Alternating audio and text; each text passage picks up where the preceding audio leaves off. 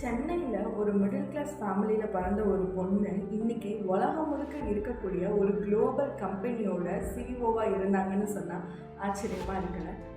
So படிப்பை மட்டுமே நம்பி இருந்த ஒரு மிடில் கிளாஸ் ஃபேமிலியில் பிறந்த ஒருத்தவங்க படிப்பு எல்லாத்தையும் முடிச்சுட்டு நிறைய கம்பெனியில் ஒர்க் பண்ணுறாங்க. அட்லாஸ்ட் அவங்களோட டெஸ்டினேஷனான அந்த குளோபல் கம்பெனிக்குள்ளே என்ட்ராகிறாங்க. சீனியர் எக்ஸிக்யூட்டிவ் இன் ஸ்ட்ராட்டஜிக் பிளானிங்கிற ரோல்குள்ளே என்ட்ராகி அவங்களோட கடின உழைப்பாலையும் திறமையாலையும் ஒவ்வொரு படியாக ஏறி இருந்து at last she become a CEO of the company. Yes, PepsiCo கம்பெனியோட சிஇஓ இந்திரா நூயி தான் இவங்க.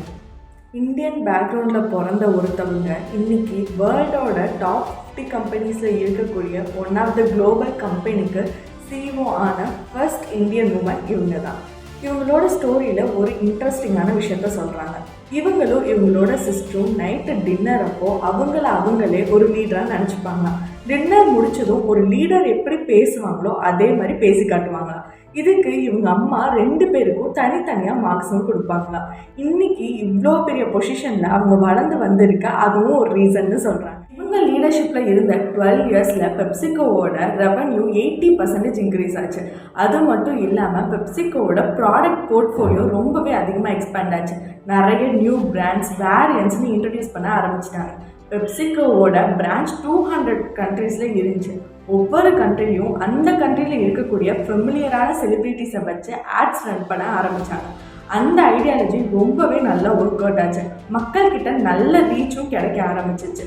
அதே மாதிரி நம்ம இந்தியாவில் கூட ஷாருக் கான், சச்சின் டெண்டுல்கர் இந்த மாதிரி நிறைய செலிப்ரிட்டிஸ் பெப்சிகோ ஆட் பண்ணி பார்த்துருப்போம்.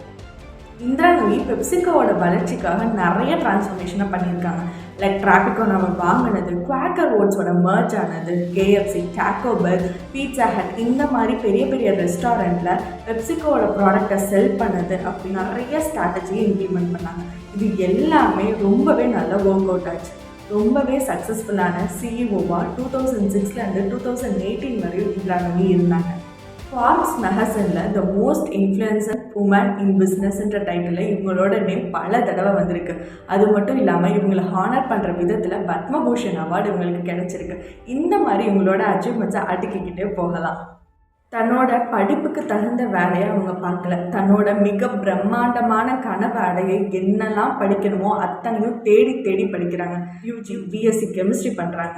IIM கொல்கட்டாவில் MBA படிக்கிறாங்க. அதுவும் பத்தாதுன்னு USA private and public management பண்ணி அவங்களே செதுக்கி இன்னைக்கு பெப்சிகோ மாதிரி மிகப்பெரிய கம்பெனியில் ரொம்பவே சக்ஸஸ்ஃபுல்லான சிஇஓவாக இருந்து நம்ம எல்லாருக்கும் மிகப்பெரிய ரோல் மாடலாக இருந்துட்டு போயிருக்காங்க.